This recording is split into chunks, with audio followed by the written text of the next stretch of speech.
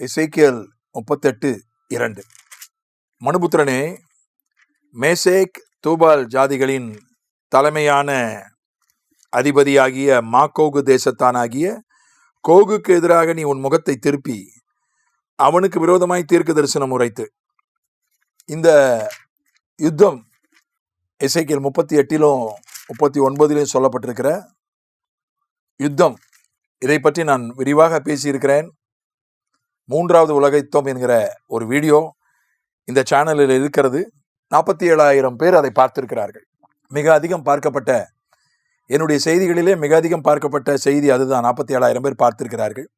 ஆகவே அதையே திருப்பி நான் பேச போவதில்லை. வேறு கோணத்தில் தான் இதை பேச போகிறேன். இதனுடைய நேரடி வியாக்கியானம் தேவை என்றால் நீங்கள் சேனலில் போய் மிக அதிகம் பார்க்கப்பட்ட அந்த வீடியோவை நீங்கள் பார்க்கலாம். இந்த கோகு யார் என்றுதான், மாகோகு தேசத்தானாகிய கோகு. ஏன்னா வெளிப்படுத்தின விசேஷம் 20ஆம் அதிகாரத்திலையும் சொல்லப்பட்டிருக்கிறது இந்த கோகை குறித்து. ஏனென்றால் அப்போ எசேக்கியேல் 38 சொல்லப்பட்டிருக்கிற கோகு, மாகோகு ரஷ்யாவினுடைய கூட்டாளிகள் என்று நான் விசுவாசிக்கிறேன். பல வேத பண்டிதர்கள் அப்படித்தான் விசுவாசிக்கிறார்கள். ஆனால் வெளிப்படுத்தின விசேஷம் 20ஆம் அதிகாரத்தில் சொல்லப்பட்டிருக்கிற கோகு 8ஆம் வசனம், பூமியின் 4 திசைகளிலும் உள்ள ஜாதிகளாகிய கோகையும் மாக்கோகையும் மோசம் போக்கும் படிக்கும், அவர்களை யுத்தத்துக்கு கூட்டிக் கொள்ளும்படி படிக்கும் புறப்படுவான். அவர்களுடைய தொகை கடற்கரை மணலத்தனையாயிருக்கும். அவர்கள் பூமி எங்கும் பரம்பி பரிசுத்தவான்களுடைய பாளையத்தையும் பிரியமான நகரத்தையும் வளைந்து கொண்டார்கள். அப்பொழுது தேவனால் வானத்திலிருந்து அக்கினி இறங்கி அவர்களை பட்சித்து போட்டது.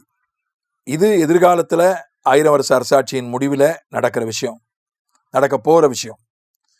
பூமியின் 4 திசைகளிலும் உள்ள ஜாதிகளாகிய கோகு மாகோகு அது வேற, இது வேற. இது மேசேக் தூபால் ஜாதிகளின் தலைமையான அதிபதியாகிய மாகோகு தேசத்தானாகிய கோகு. அங்க சொல்லப்பட்டிருப்பது எதிர்காலத்தில் நடக்க போவது 1000 வருஷ அரசாட்சியின் முடிவில் பூமியின் 4 திசைகளிலும் குடியிருக்க போகிற ஜாதிகளாகிய கோகு மாகோகு. அது வேற, இது வேற. ரெண்டும். ஏன்னா ரஷ்யர்கள் பூமியின் 4 திசைகளிலும் இப்போ குடி இருக்கலை. அவங்க ரஷ்யாவில் தான் இருக்காங்க. ரஷ்யர்கள், ரஷ்ய கூட்டாளி நாடுகள், அதிக இந்தியர்கள் உலகத்தின் பல பகுதிகளில் கூடியிருக்கிறார்கள். அதுவும் தமிழன் உலகத்தின் பல பகுதிகளில் கூடியிருக்கிறான். சீனர்களும் உலகத்தின் பல பகுதிகளில் கூடியிருக்கிறார்கள். ஆப்பிரிக்கர்கள் உலகத்தின் பல பகுதிகளில் கூடியிருக்கிறார்கள். ஆனா ரஷ்யர்களுக்கு இது இன்றைய காலகட்டத்தில் பொருந்தாது. அது ஒரு உருவகமாக தான் சொல்லப்பட்டிருக்கு. ஏன்னா எருசலேமை குறித்து நாம் வாசிக்கிறோம் வெளிப்படுத்தின விசேஷம் 11 அது ஞான அர்த்தமா எகிப்து என்றும் சோதோம் என்றும் சொல்லப்படும். வெளிப்படுத்தல் 11:8 அந்த நகரம் சோதோம் என்றும் எகிப்து என்றும் ஞான அர்த்தமாய் சொல்லப்படும். 8 எருசலேமையே அதை உருவகமாய் சோதோம் எகிப்து என்று வேதம் அழைக்கிறது. அதனால இந்த மாதிரி எப்படி ரஷ்யாவும் அதன் கூட்டாளிகளும் இஸ்ரேலின் கூட்டாளிகளுக்கு எதிராய் படையெடுத்து அது ஒரு 3வது உலக யுத்தம் ஆகும் என்று சொல்லப்பட்டிருக்கிறதோ, அதனுடைய அதை போலவே அவர்கள் அல்ல, கோகு மாகோகு பூமியின் 4 திசைகளிலும் குடியிருக்கிற மக்கள். அது 1000 வருஷ அரசாட்சியில ஒருவேளை அப்படி குடியிருக்கலாம். அது யாருன்னு தெரியல. உருவகமா சொல்லப்பட்டிருக்கும்.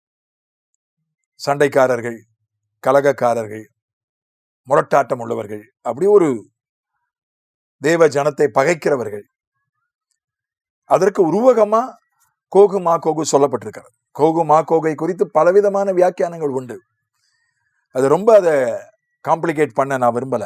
ரொம்ப எளிமையா சொல்றது தான். எசேக்கியேல் 38:39 சொல்லப்பட்டிருக்கிறது. அது பூகோள ரீதியா குறிக்குது. அந்த வார்த்தைகள் எல்லாம் மேசேக் தூபால் மாகோகு கோகு இது எல்லாமே ரஷ்யாவையும் அதனுடைய கூட்டாளிகளையும் குறிக்கிறது. ஆனால் 1000 வருஷ அரசாட்சியில் வெளிப்படுத்தின விசேஷத்தில் அது உருவகமாக சொல்லப்பட்டிருக்கிறது. 1 நாளாகம 5:4 ரூமர் வம்சத்தை சார்ந்த ஒருவனுடைய பேர் கூட கோகு தான். கோகுனா மலைன்னு அர்த்தம். அதனால மலை மாதிரி ஒரு பெரிய பலம் வாய்ந்த ஒரு சவால் என்று கூட சொல்லலாம். தேவ ஜனத்திற்கு ஒரு மலை மாதிரி ஒரு பெரிய சவாலாய் எழும்பக்கூடியவர்கள் என்று கூட அதை அர்த்தப்படுத்தலாம். அதனால மலை மாதிரி பலம் வாய்ந்தவர்கள் எழும்பினாலும் தேவ பிள்ளைகளுக்கு விரோதமாய் கர்த்தர் ஜெயம் கொடுப்பார், விடுதலை கொடுப்பார். ஆமென்.